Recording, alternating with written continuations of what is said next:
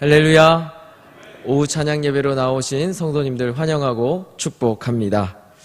우리는 하나님을 아버지로 부르는 하나님의 자녀들이며 또 우리는 주 안에서 형제 자매입니다. 우리 주 안에 형제 자매 되신 성도님들을 향하여서 우리 감탄하는 시간을 갖도록 하겠습니다. 와, 형제님 멋지십니다. 어머, 자매님 예쁘십니다. 어머, 자매님 예쁘십니다. 이게 감정이 실려야 됩니다. 와, 형제님 멋지십니다.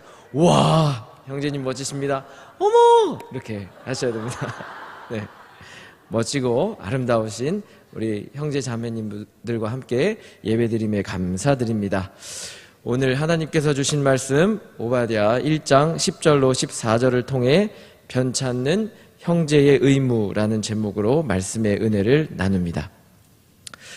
성경에는 형제에 관한 말씀이 많이 있습니다. 형제에 대해서 언급하는 구절을 세면 662구절이나 됩니다. 이 구절들을 다 모아서 돌아보면은 형제를 용서하고 화목하고 사랑하고 연합하라 라는 권면의 말씀들입니다. 형제 용서에 관한 말씀 중에는 마태복음 18장 21절에서 22절 말씀이 있는데, 이때 베드로가 예수님께 형제가 죄를 범하면 몇 번이나 용서해야 합니까? 라고 여쭙니다. 예수님은 70번뿐 아니라 7번뿐 아니라 7번을 70번까지라도 용서하라 라고 말씀하십니다. 형제와 화목하라는 말씀 중에는 마태복음 5장 23절로 24절의 말씀이 있는데, 예수님은 하나님께 예물을 드리기 전에 형제와 먼저 화목하고 그 후에 와서 예물을 드리라 라고 말씀하십니다. 그리고 형제 사랑에 관하여서는 요한 1서의 말씀이 대표적인데, 그중 4장 20절에서 21절에서 하나님을 사랑하는 자는 또한 그의 형제를 사랑할지니 라고 가르치십니다. 그리고 골로새서 3장 13절로 14절 말씀은 형제들이 그리스도 안에서 연합할 것을 권면합니다. 그렇다면 왜 성경에서 이토록 형제에 관한 말씀이 많고 하나님께서는 형제를 용서하고 화목하고 사랑하고 연합하라고 반복하시며 강조하실까요? 형제가 화목하기가 쉽지 않기 때문입니다. 잠언 18장 19절에 이런 말씀이 있습니다. 노엽게 한 형제가 화목하기가 견고한 성을 취하기보다 어려운즉 이러한 다툼은 산성 문빗장 같으니라. 성의 문빗장이 단단히 걸려 있을수록 그 성문은 뚫기 어렵습니다. 결국 성을 취하기가 어렵지요. 그런데 성문 문빗장이 단단히 걸려있는 이 성을 취하는 일보다 더 어려운 일이 무엇이라 하십니까? 형제가 화목하는 일이라 말씀하고 있습니다. 성경에 등장하는 형제 이야기들 중에 우에 있는 형제 이야기를 찾기가 쉽지가 않습니다. 가인은 하나님께서 제사를 받지 않으시자 분노하여서 동생 아벨을 죽였습니다. 야곱은 장자의 축복을 받고 싶은 마음에 형 에서 몰래 부모님을 속여서 장자의 축복을 가로챘고 결국 형제는 원수 관계가 됩니다. 요셉은 아버지의 편애와 형들을 불쾌하게 하는 꿈으로 말미암아 형들의 미움을 사고 결국은 형제들의 손에 노예로 팔립니다. 이처럼 성경에 등장하는 형제 이야기 중 아름답고 목가적인 이야기가 찾아보기 어렵습니다. 분노로 인한 살인, 욕심으로 인한 사기, 질투와 미움으로 인한 인신매매 등 극단적인 사건들이 형제 사이에서 벌어집니다. 사실 이러한 형제 간의 일들이 오늘 우리가 살아가는 삶 속에서도 동일하게 일어나고 있습니다. 얼마나 많은 사건, 사고가 존속 간에 발생하고 있습니까? 부모님의 자녀를 향한 편애로 인한 질투가 가정에 얼마나 큰 불화를 가져오는지 우리는 잘 알고 있습니다. 재산 상속 등 물질적인 이유로 인륜을 저버리거나 서로 등 돌리는 형제 간의 일들이 비일비재하게 일어납니다. 우리가 주목해야 할 것은 이처럼 좀처럼 화목하기 어려운 형제를 향하여 하나님께서 무엇을 말씀하시는가 하는 점입니다. 하나님은 일관되게 말씀하십니다. 형제를 미워하지 말고 사랑하라. 형제 간에 서로 용서하고 화해하며 화목하라. 이 시간 오바댜의 말씀을 통해 다시 한번 형제를 향한 하나님의 말씀에 귀 기울이고자 합니다. 혹시 성경에 단 한 장으로 이루어진 본문이 있다는 사실을 아십니까? 신약에는 4권이 있습니다. 빌레몬서, 요한 2서, 요한 3서, 유다서 이렇게입니다. 그리고 구약에는 오직 한 권이 있는데 바로 오바댜서입니다. 오바댜는 구약에서 유일한 한 장짜리 성경입니다. 그리고 오바댜는 12권의 소예언서 중 하나입니다. 그러니까 오바댜는 한 장짜리 예언의 말씀입니다. 예언의 말씀은 대개 2가지 주제를 담고 있습니다. 첫 번째 주제는 심판입니다. 예를 들어서 이사야 1장부터 40장까지는 유다를 향한 심판의 말씀입니다. 유다는 다양한 방법을 통해 심판을 당합니다. 기근, 전염병, 그리고 결정적으로 이웃 나라의 침략으로 인하여 멸망당하는 심판을 받습니다. 예언 말씀의 2번째 주제는 구원입니다. 이사야 41장에서 60장까지는 유다를 향한 구원의 예언입니다. 유다는 다양한 구원의 방편을 통해 회복이 됩니다. 그중 하나는 유다를 침략했던 이방 나라가 심판당하고 유다가 그 나라들의 압제와 폭력으로부터 해방되는 것입니다. 곧 열방 심판이 유다의 구원이 됩니다. 이처럼 예언서는 심판과 구원을 함께 예언하고 있습니다. 오바댜도 예언의 말씀입니다. 오바댜 1장 1절에 오바댜의 묵시라라고 말씀하시는데 본뜻은 오바댜가 본 것이라는 의미입니다.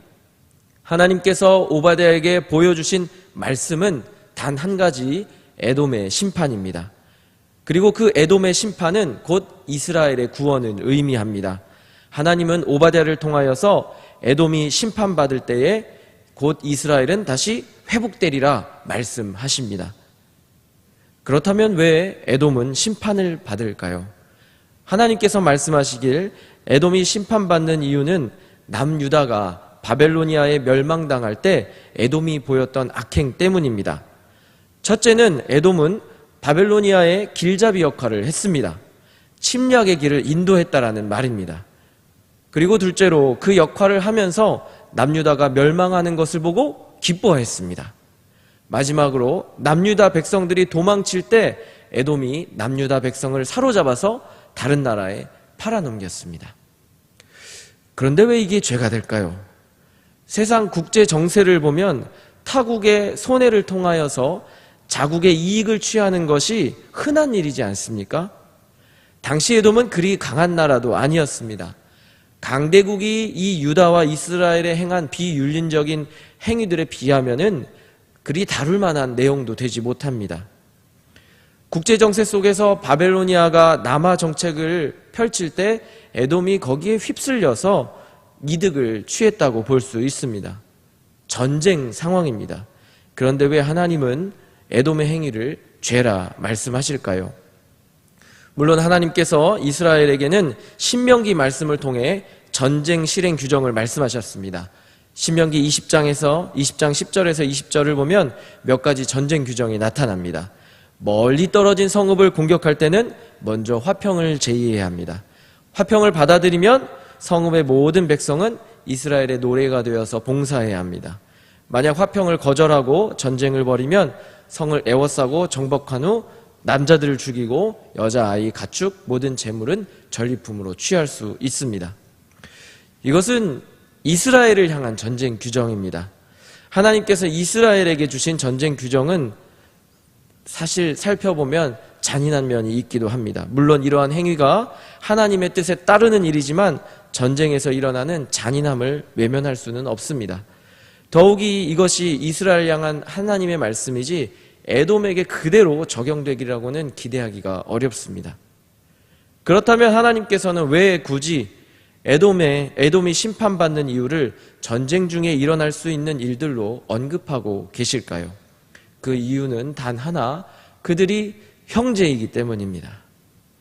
원래 이스라엘과 에돔은 한 형제였습니다.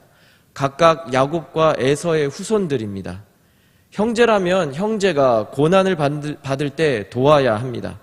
그러나 에돔은 고난받는 형제의 아픔을 이용하여서 자기 이익을 챙기고 형제의 고난을 보면서 즐거워하고 기뻐했습니다. 언뜻 이런 생각이 스쳐 지나갈 수 있습니다. 야곱과 에서가 형제였다는 사실이 이 사건이 일어난 시점으로부터 최소 1400년 전 일인데 아직도 유효하단 말인가 라는 생각입니다. 야곱과 에서는 대략 기원전 2000년경의 사람입니다. 그리고 유다가 멸망할 때는 기원전 6세기 초입니다. 1400년이라는 시간적 간격이 있습니다. 1400년 전의 형제의 관계가 그 이후에도 유효하다는 것이 우리 상식으로 쉽사리 이해하기 어렵습니다. 이미 수많은 세대를 거쳐서 민족들이 섞이고 변하지 않았겠습니까? 우리나라와 북한은 분단된 지 80년입니다. 그런데 지금 자라는 세대들 중에 통일을 염원하는 이가 얼마나 됩니까? 서로 한 민족으로 여기는 아이들이 얼마나 되겠습니까? 하물며 이스라엘과 에돔은 1400년이 지났습니다. 그러나 하나님은 성경에서 나라로서 이스라엘과 에돔을 말씀하실 때 늘 두 사이를 형제라고 말씀하십니다. 신명기 23장 7절은 이렇게 말씀하고 있습니다. 너는 에돔 사람을 미워하지 말라. 그는 내 형제임이니라. 하나님이 이 말씀을 이스라엘에게 주셨을 때는 대략 기원전 1400년경입니다. 그러니까 야곱과 에서의 때인 기원전 2000년으로부터 600년이 흘렀음에도 형제 관계는 하나님 앞에서 유효했습니다. 이처럼 이스라엘과 에돔은 서로를 형제로 여기지 않을지라도, 형제의 관계에서 벗어나서 행할지라도 하나님은 그들을 형제라 여기셨습니다.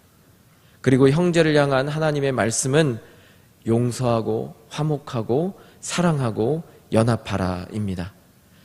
하나님께서 성경에서 말씀하시는 많은 관계들이 있습니다. 하나님과 이스라엘의 관계를 말할 때 하나님은 아버지가 되시고 이스라엘은 그의 아들이 됩니다. 주인이 되고 종이 됩니다. 왕과 백성입니다. 또 부부입니다. 이 관계에서 사람의 논리와 기준은 필요하지 않습니다. 이 관계는 굉장히 거룩하고 특별합니다.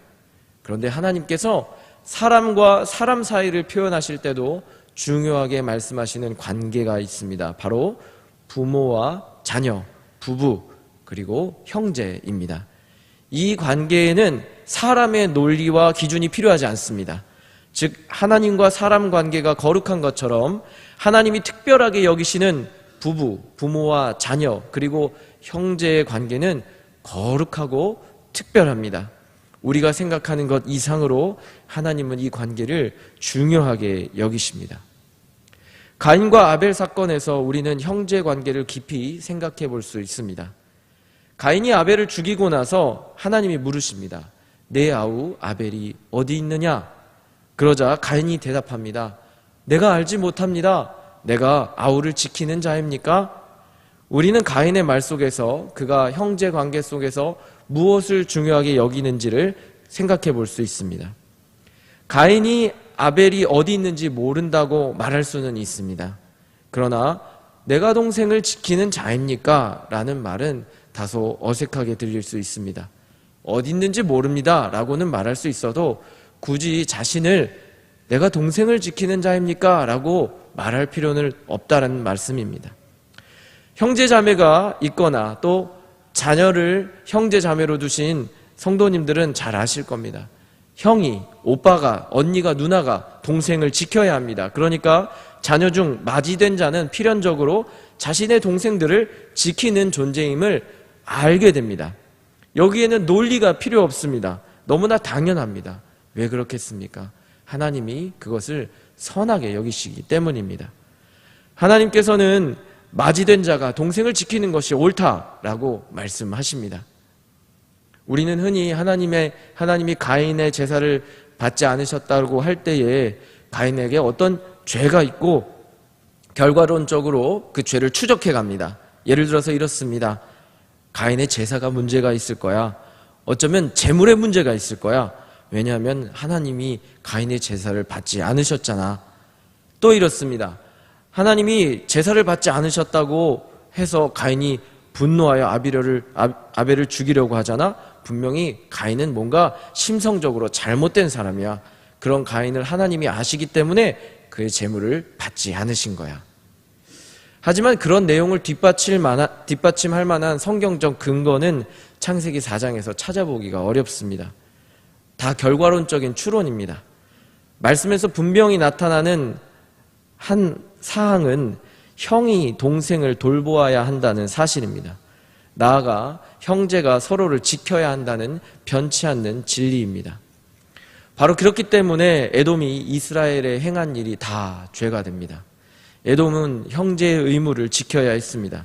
이것은 변치 않는 하나님의 말씀이며 형제의 관계를 향한 하나님의 뜻입니다. 모든 인간적인 생각에 앞서 하나님의 선언입니다. 형제는 용서하고 화목하며 사랑하고 연합해야 합니다. 우리는 형제 관계에서 무엇보다 이 일을 이루기 위해 애써야 합니다. 가장 먼저는 우리의 가정입니다. 혹시 내 형제 자매가 잘 되는 것을 보고 배 아파하거나 또 힘든 일을 겪었을 때 은근히 기분 좋았던 적이 있으십니까? 물론 여러 사정이 있을 수 있습니다. 나쁜 사람이어서가 아닙니다. 형제가 어려움을 겪을 때 은근히 기분 좋을 만한 나름의 이유가 있을 겁니다. 그런데 하나님은 형제의 고난을 기뻐하지 말라고 하십니다. 고난 중에 도우라 하십니다. 모른 채 하지 말고 형제의 의무를 지키라고 하십니다. 형제 자매와 용서하고 화목하며 사랑하고 그리스도 안에서 연합하시기 바랍니다. 다음으로 우리 교회의 형제 자매입니다. 우리는 한 하나님을 아버지로 부르며 하나님의 자녀된 형제 자매들입니다. 맏아들 되신 예수 그리스도께서 우리를 위해 가장 큰 희생을 감당하셨고 지금도 우리를 중보하시며 주 안에 형제된 우리를 지키고 보호하십니다. 왜 그렇습니까? 우리가 예수님을 찬양하고 예수님 앞에서 잘했기 때문이겠습니까? 우리의 본질은 예수님을 십자가에 못 박은 죄인입니다. 그러나 우리가 죄인 되었을 때에 예수님께서 먼저 우리를 사랑하셨습니다. 마찬가지로 우리도 주 안에서 형제 자매된 우리 성도 간에 서로 용서하고 화목하며 사랑하고 연합하기 위해 애써야 합니다. 마지막으로 북한 체제 아래 살아가는 북한 주민들이 있습니다. 나날이 경제적인 위기와 삶의 위협으로 힘들어하고 있는 상황에 우리는 그들을 조롱하거나 또 그런 일로 인하여 기뻐해서는 안 됩니다. 하나님은 그런 모습을 기뻐하지 않으십니다. 통일을 하느냐 마느냐의 문제를 앞서서 우리는 고난 중에 있는 북한 주민을 어떻게 도울 것인가 생각하는 사람들이어야 합니다. 그것이 하나님 앞에서 마땅한 형제의 의무입니다. 그들을 위해 기도하고 도울 길이 있으면 기꺼이 도와야 합니다. 놀랍게도 하나님은 북한 주민들을 위하여 일하는 자들을 세우시고 그들을 통해 형제 의무를 다하도록 행하고 계십니다. 하나님께서 우리에게는 익숙하지만 동시에 쉽게 간과하는 이 형제 관계에 대해서 오늘 다시 한번 그 관계가 얼마나 특별하고 거룩한 것인지 말씀해 주십니다. 하나님은 아담과 하와 이후 인류의 첫 관계로부터 형제의 문제를 다루셨고 이스라엘과 에돔의 역사 속에서 그 중요성을 변함없이 강조하셨습니다. 왜냐하면 형제는 용서하고 화목하고 사랑하고 연합해야 할 특별한 존재이기 때문입니다. 지금 우리의 가정, 우리 교회, 그리고 더 나아가 우리 민족 가운데 아직 해결되지 않은 형제 사이의 아픔이 있지 않습니까? 재산 문제로 등 돌린 형제자매, 또 시기와 질투로 상처받은 성도들, 그리고 이념 체제 아래 고통받는 북한 주민들이 형제를 기다리고 있습니다. 하나님은 오늘 우리에게 형제를 자매를 향하여 손을 내밀고 용서하고 사랑으로 품으라 말씀하십니다. 오늘 주신 하나님의 말씀을 마음에 새기며 가장 가까운 우리 가족부터 그리고 우리 교회 공동체, 더 넓게는 우리 민족과 이웃 안에서 형제를 향한 하나님의 마음을 회복하는 우리 모두가 되기를 축복합니다. 그리하여서 사람들의 모든 생각에 앞서 하나님의 뜻대로 형제를 사랑하고 돌볼 때 진정한 화평과 축복이 우리 삶에 충만할 줄 믿습니다. 기도하겠습니다. 하나님께서 형제를 사랑하고 품으라 말씀하시니 그 말씀이 오늘 우리의 마음에 깊이 새겨져 행함으로 나오게 하여 주옵소서. 우리가 생각한 것보다 더 귀하게 그 형제 자매의 관계를 거룩하고 또 특별하게 여기시는 하나님의 마음이 우리 안에 자라날 수 있도록 도와주시옵소서. 그리하여 우리 가정 또 우리 교회 공동체 나아가 북한 주민들을 향하여 주님의 사랑을 행하는 형제의 의무를 다 할 수 있도록 도와주옵소서. 예수님의 이름으로 기도합니다. 아멘.